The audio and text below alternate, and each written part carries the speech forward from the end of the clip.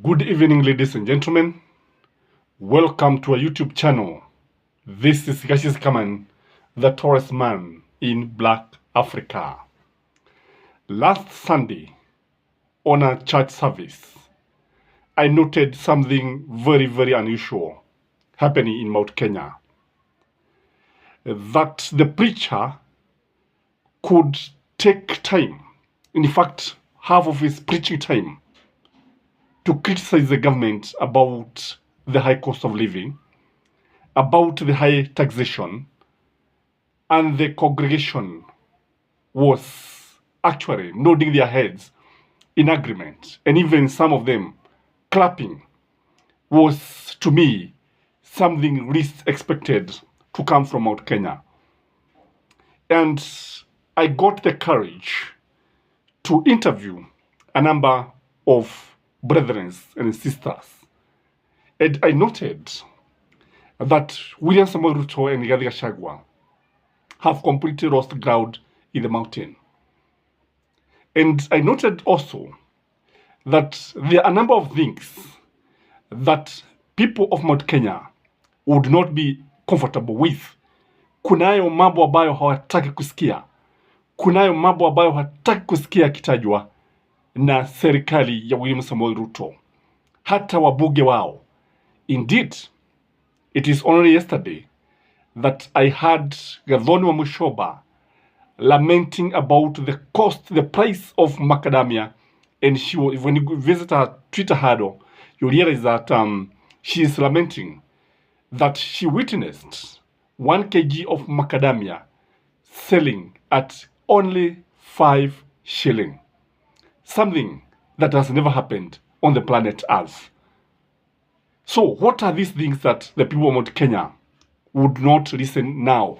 Ni mambo gani ambayo hataki kusikia kutoka kwa viongozi wao, awe ni Rais William Samuel Ruto, naibu wake, mawaziri, wabunge, magavana na wengine. By the way, before I review to you some of these things that the people on the mountain don't want to hear, have you noted that Irungu Kang'ata has gone mute? Have you noted that Irungu Kang'ata is not talking politics? Have you noted that Irungu Kang'ata has already gotten tired with this government, if you ask me? Kwa sababu humuoni akihudhuria mikutano ya William Samuel Ruto wala ya Rigathi Gachagua, humuoni akisifu serikali ya Kenya Kwanza. So what is happening? It is an analysis that I'm going to give after I get all the information about Irungu Kang'ata, the governor of Murang'a. So the first thing that the people of the mountain don't want to hear from Kenya Kwanza is anybody talking ill about Uhuru Muigai Kenyatta. Indeed, ukiangalia vizuri sana, ukisikiliza vizuri sana, utaona kwamba viongozi wengi wa Mlima Kenya siku hizi wanamsifu Uhuru Muigai Kenyatta.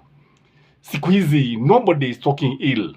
Nobody is telling Kenyans, especially the people of the mountain, anything negative about Uhuru Muigai Kenyatta. Kwa sababu wananchi wapiga kura hawataki kuona Uhuru Muigai Kenyatta akikashifiwa bure bilashi.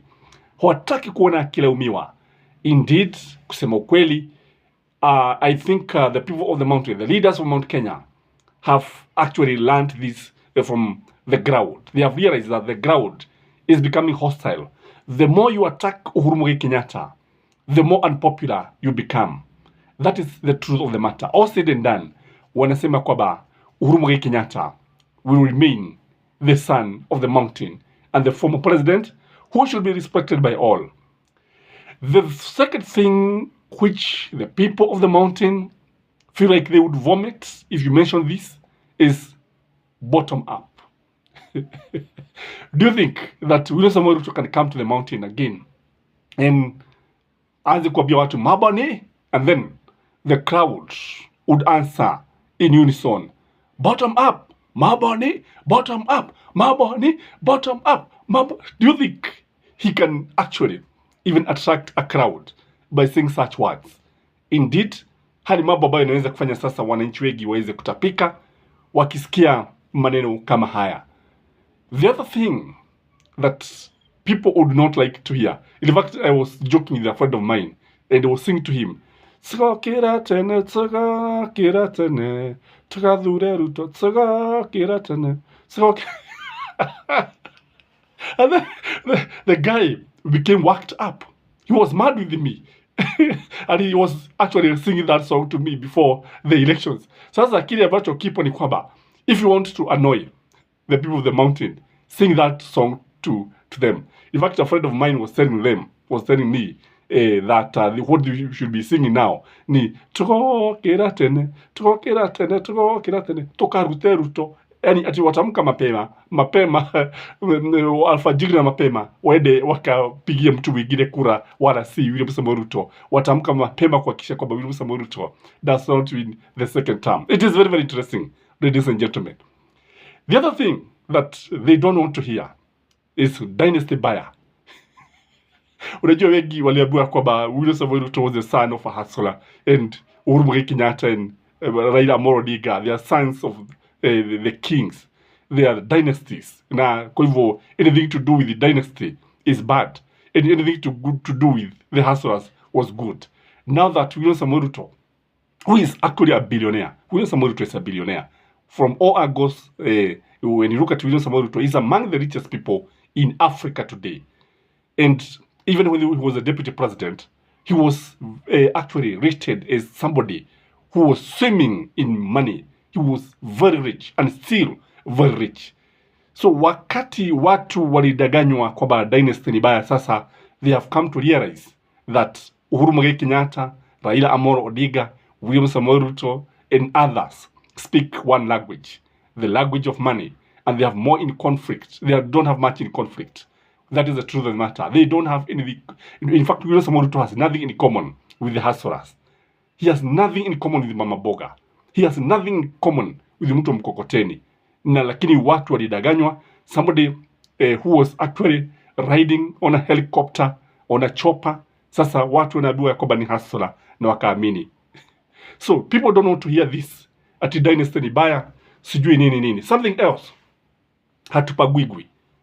Just tell the people of Kenya, of Mount Kenya, viongozi wajitokeze.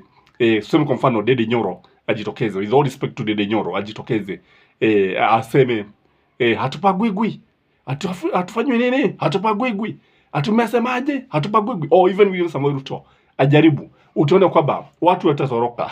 Watu watatoroka wakisikia maneno haya, kwa sababu ni maneno ambayo yanawakwaruza akili, ni maneno ambayo yanawakwaruza masikio, ni maneno ambayo yanawakumbusha mambo mabaya ambayo yalitokea, and they are regretting, by the way. In fact, a friend of mine does not want me to discuss this topic. When I told him what I'm going to discuss, he told me to stop it because I'll be hurting many people. But you know, these are facts. Na ukweli ni kwamba there's nothing. By the way, we are not celebrating of what is happening in this country, but what we are trying to do is to tell the facts, is to point the mistakes where they are. Again, watu wanasema sasa William Samoei Ruto should not give any other promise.